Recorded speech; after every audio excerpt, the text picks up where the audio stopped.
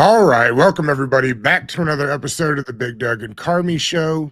It is an opposition Wednesday, so to get us a little more prepared for the Eagles on Thursday night, Brandon Gouton is our guest. Brandon, how are you? I'm doing good. I'm really looking forward to this matchup between an Eagles team and a Commanders team that are jockeying for first place in the NFC East, and probably the most meaningful game between these two teams that we've seen in a long time. In a long time.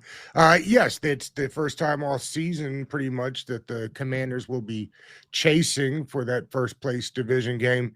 It's interesting, Brandon. A lot of people in the Commanders fan world are saying this is a must-win game for the Commanders.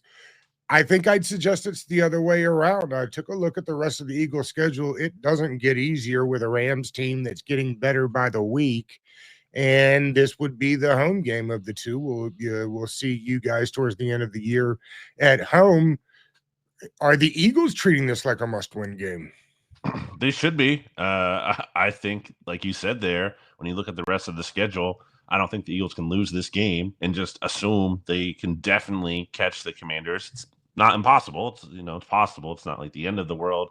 Season's over in that regard, but it is a big loss if they don't win this game. It could come down, honestly, for either of these teams. I think so close at the end of the year where if one team is able to get that head to head and sweep the series, like that could be the difference and the division lead this season. So, yeah, I think it's absolutely a must win kind of game. And I've been saying that for the Eagles. And I think they've been treating it like that in terms of even going into last week's game against the Cowboys. Got the sense that, like obviously they're preparing for the Cowboys game, but we're taking them lightly with how bad they are. And they Yeah. wanted to get up on that team in Dallas, which they did, and be able to pull the starters and start to prepare for Thursday night. How long have you been managing the Burgundy and Green podcast? Burgundy and Green, the Eagles podcast. Yeah, that's 13 or since 2013. So I guess we're going on 12 years now. And the podcast, it came later. Website and podcast both in like fall of 2013, basically. Okay. It's interesting. They're 7-2 now, and it feels like for a team in the first place in the division and 7-2, that Sirianni's seat is as hot maybe as it's ever been. Is that something that we feel more from the outside looking in, or are they feeling it internally? I think the pressure has obviously been taken down after you win 5 straight here, but in the scope of the season and what this team needs to be able to accomplish, given the talent that they have, I still think that pressure is on. Like if this team doesn't win a playoff game, that's pretty disappointing. And I think that's kind of the thing with Nick Sirianni. I think, obviously the Eagles have won a lot with him. You look up the top coaches in the NFL in winning percentage, and he's going to be right up there. Made the playoffs every season since he's been the head coach, went to a Super Bowl. Like he's obviously experienced a lot of success. I just think the problem with that is, when you parse through it, I think you look at the talent that they've had, and I think a lot of the reason for their success is more driven by that. Whereas the coaching certainly is part of it. I don't want to give Nick Sirianni zero credit here, but I think there have been moments, including this season, where the coaching has actually kind of brought that talent down a bit. And it seems like the coaching from Nick Sirianni has been at its best when it just doesn't get in the way and allows the talent to do its thing. And I think at some point you kind of want that coaching to give you an edge. And it's kind of a question if Sirianni can do that, especially in the playoffs, in the big games like we're going to see on Thursday night. It's amazing. Vic Fangio just continues to keep on rolling no matter how long he's been in the league. What has he brought to the defense? A lot of talent on the defense. Again, from a guy looking from the outside in, just didn't feel like maybe the last year or two it was being used properly. Yeah, I mean, if you look at cap resources, I think the Eagles are ranked fourth to last in spending here. So it's not even just like, oh, they spent a ton of money on this defense and they're awesome. Like, no. I think Vic Fangio is really getting the most out of the talent that he has. And obviously, look, the Eagles drafted Quinyon Mitchell. They drafted Cooper DeJean. So they've invested draft picks into this defense here. But when you have a guy like, let's just say, Zach Vaughn, who just won NFC Defensive Player of the Week, and has been just like a backup linebacker to this point in his career, outside linebacker, really more so than an inside linebacker. Vic Fangio looks at this guy and says, I think this guy can be an inside linebacker. and here we are, and he's like playing at like an all-pro kind of level. It's kind of insane. And I think that just speaks to how Vic Fangio is kind of really getting the most out of what he's working with here. And this defense is clicking. I know they haven't played really a juggernaut in terms of the offenses and quarterbacks they faced recently. Although, Joe Burrow's pretty good. It's not bad.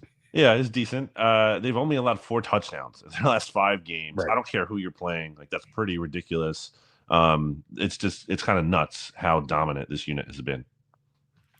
For those that watch the podcast on a regular basis, they know the one thing I love more than I love my Commanders are my Georgia Bulldogs. You guys have a plethora of them. How are my dogs looking there in Philadelphia? Yeah, there's so many. Okay, so Keely Ringo's like on the bench. You have Jordan Davis, who's kind of he hasn't fully materialized, I think, into what the Eagles want him to be. What has it been with him? They just haven't gotten him in the same position that they had him in at Georgia. He's just not grasping the speed of the league. What kind of has been the problem there? Because I was surprised he hasn't had more of an impact that he has. For sure. And same, I was really high on Jordan Davis, and I wanted the Eagles to draft him. And I don't think he's been bad. I just think he hasn't, quite hit that special gear. I think he's been okay relative to his role. And certainly, when you draft a player that high like they did, you want more than just a solid run stuffer. You want someone who has some pass rush juice. And we just haven't seen that enough consistently. There's been some conditioning issues over the years. I think part of it's just like he's such a big guy, tall guy. And he also the pad level isn't always there. Like he plays very high, and I think he can kind of get stood up. But I think, again, it's not like he's had a disastrous kind of year. He's not a liability out there. He's kind of just, doing his job in his role, and you'll take that. Elsewhere, Nakobe Dean has really stepped up this season and been a really good starting linebacker next to the aforementioned Zach Bond. And then Nolan Smith seems to be kind of coming on here as a member of the pass rush rotation. So early in the season, some of those guys were actually struggling more, but as this defense has improved, it actually has relied on the Georgia guys stepping up. Nolan just needed to put some weight on. Is that why it took him kind of like a year to get going? I think in just getting the reps, last year, they weren't even giving him chances, and maybe, they were seeing stuff they didn't like in practice, but you got to let him play to at least give him a chance to get better. And this year, they've actually given him that chance, and he's taking advantage of it.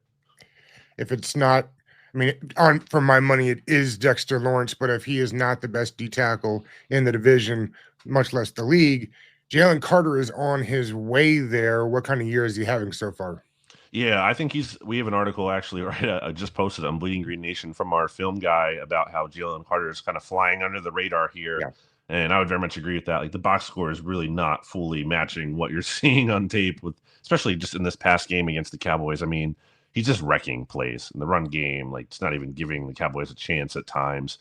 He's getting doubled often too. So that's why sometimes those box score stats aren't quite reflecting the impact he has when he's just getting so much attention like he is. I think he's due for a game here at some point where he's going to have 3 sacks or just, totally kind of just take over a game. He kind of actually did that against the Saints back in week 3 where, again, it wasn't even the box score was as strong, but he was just clearly wrecking the Saints' entire offense. They couldn't get anything going, and he was a big reason why. So I think it hasn't been quite as consistent as you would hope to see from a player who I think has a defensive player of the year kind of ceiling if he totally hits his stride at some point. But you've seen enough here where, he flashes in a big way.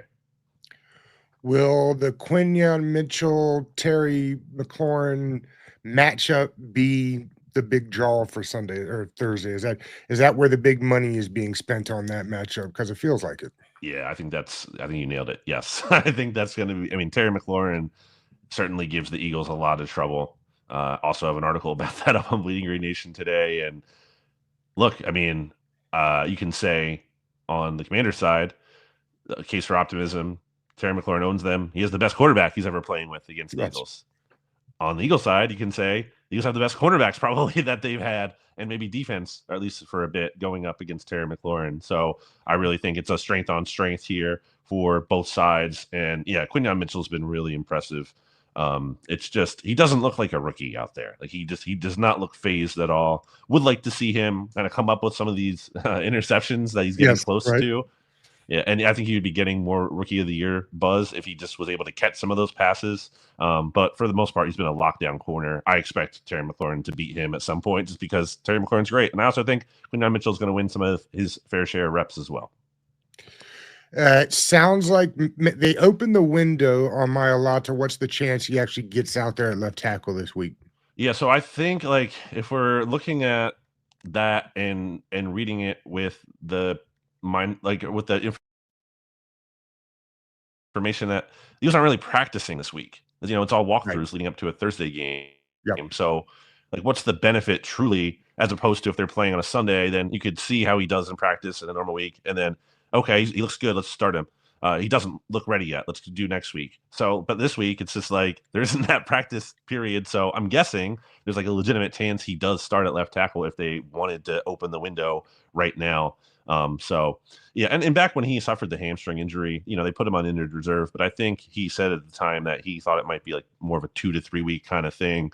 And we're past the 4 week mark now. So I think there's a legitimate chance he does start at left tackle, and that's big. Like Fred Johnson has done a nice job filling in for Jordan Mailata, but the Eagles have also given him extra help at times where usually they like to give their tackles no help and put them on an island more than any team in the league. And that obviously allows them to do other things on offense. So I think that would be a really big addition if they can get Mailata back. I think people underappreciated. We do fantasy football all off season long, and while fantasy football is not real football, it felt like the Eagles acquiring Saquon Barkley was not being talked about nearly enough in what it does for that football team. People are out there very surprised. I'm not one of them. Yeah, I will say I was lower on the signing than others just from a standpoint of like I thought his reputation preceded him a little bit. Just having watched a lot of Giants games over the years, just Sure. I know he's talented, but just like I just wondered the kind of impact he could truly bring. I thought he'd be fine, not terrible, but I mean he's been unbelievable. He's been NFC Offensive Player of the Week 3 times already this season, I believe. Like he's he's not going to win MVP. It's a quarterback award, but like he's in that kind of Yes. echelon. Offensive Player of the Year, certainly right there with Derrick Henry. I mean Saquon's been unreal in every phase. Like he can catch the ball and do things. He had a play in the Cowboys game where he catches basically almost like a dump off, like way behind the sticks, makes multiple defenders miss, gets to the 1 yard line. The backwards hurdle that I'm sure everyone saw. Like I don't even know if anyone's ever done that on a football field before. He's been unreal. What is it about Saquon that maybe you didn't realize, like one of his traits that you don't realize until he's a part of the team? Yeah, I think it's just his like special ability, and even just seeing him in his first practice back in OTAs, like he's huge. Like he just looks Right. different than other running backs, how they're built. And I guess that's something I didn't fully appreciate till seeing it more so in person. But even in the offseason, like it's tough for running backs, I think, to have like a huge impact in these non-contact practices. But I kind of just wanted to see like glimpses of something special. Like didn't see that a whole lot. Saw some, good stuff in terms of like him being able to catch some passes on the wheel route down the field. So that was good, but it really just didn't, start to show. I think in full force, obviously, till the game started. And again, he's just basically been like unstoppable. Particularly when you have a quarterback that isn't afraid to use his legs. I don't think he's using his legs quite the same way. The quarterback, obviously, he's still the touchdown number is big because of Mhm. the tush push. What is I people are always saying, why can't we replicate it? Why? What is it that works so well? And I always think, well, it's probably because they got a quarterback that benches 800 pounds or something like that. Yeah, doesn't hurt. Certainly, the Eagles have a really good offensive line coach as well, a good offensive line. It all goes together. But they did get stopped a few times against the Jags 2 weeks ago here, where they were kind of basically doing their defensive version of the tush push, where they were just getting really low and having the linebackers like push the defensive lineman almost like into the ground and really winning that leverage battle there. So it can be stopped. It's probably more often than not it won't be, but it's possible. But yeah, Jalen Hurts certainly is a big part of the equation there with just how physical and strong he is. I think a lot of Commanders fans are concerned about those two beasts you have out at wide receiver. To me, You guys run the ball. You mentioned only second to Derrick Henry. You guys run the ball extremely well. I think top five, maybe it's third, and the Commanders are somewhere down at 28th, stopping the run. To me, this is the biggest decision of the game, and as far as factoring what will be the outcome. Yeah, I think the Eagles, were very cognizant of trying to limit Saquon in that Cowboys game as much as they could, while obviously still winning the game. I think they're going to try to really ride him heavily in this game because, Yeah. again, just been hard to stop. And as you mentioned, the Commanders have been weak in terms of their run defense. So I definitely expect them. And it's just been the Eagles' identity, really, coming out of the bye. I mean, they've been an incredibly run-heavy team, and we're not even just talking about, obviously because they've had leads here in garbage time. But when you look at like the neutral situations, early in games when the game has not been decided yet. I mean, they're running the ball at a very high rate. So I expect that to be a huge factor. And then obviously you can do things off of that. And AJ Brown's going to get his touches. Devontae Smith, the Eagles really need to get him more involved than they have recently. But when his number is called, there's very little doubt he's capable of making plays. So it's a potent offense. There's been kind of inconsistencies, I would say, kind of some boomer bust nature to it, especially more recently. But when things are clicking, I mean, there's obviously a lot of potential for this unit. We talked about Terry and Quinion earlier. What are some of the matchups that you're looking for this week that you're excited about? Yeah, I really am interested to see how obviously the Eagles deal with that guy under center, Jayden Daniels, who I think has just been really impressive this year in any kind of statistical category, obviously, but just I remember watching him back in week 2 against the Giants, where the Commanders didn't even score a touchdown in that game, and I still came away impressed by him because he just looked so poised. He just never looked rattled at all. It wasn't like, oh no, we're not getting a touchdown, we can't win the game. It was like, no, we're okay, we're gonna be good, we're just gonna keep driving here. And he even got a little banged up in that game, if I recall correctly. Didn't shake him at all. Like he's been really impressive to me, and was fascinated to see how the Steelers were kind of able to limit his rushing production in this past week. Wonder how much the Eagles might be able to kind of look at that and replicate some of the things they were trying to do to limit Daniels on the ground here. But I mean, even if they do, I don't think that is, he's shut down, because I've certainly seen him capable of making big plays down the field as a passer. So, I mean, coming up with some kind of answer for him is really fascinating to me, just because, again, how good this defense has played. But I mean, I think he's the best quarterback they faced this year so far. I think so. And I think it'll be interesting for the Commanders because if they hadn't just got through playing Pittsburgh, I would have said that Philadelphia has the best defense that they'll play so far. It's probably close. The one thing that the Commanders have gotten a taste of recently are good defenses. They did Baltimore and then the Steelers, and then they'll now play you guys. All of them with quarterbacks that can move a little bit. What will be the plan to get Jayden involved? Jayden or Jalen? Jalen. Yeah. Excuse me. Yeah. With Jalen, yeah, I mean, I think the Eagles obviously have some designed runs for him.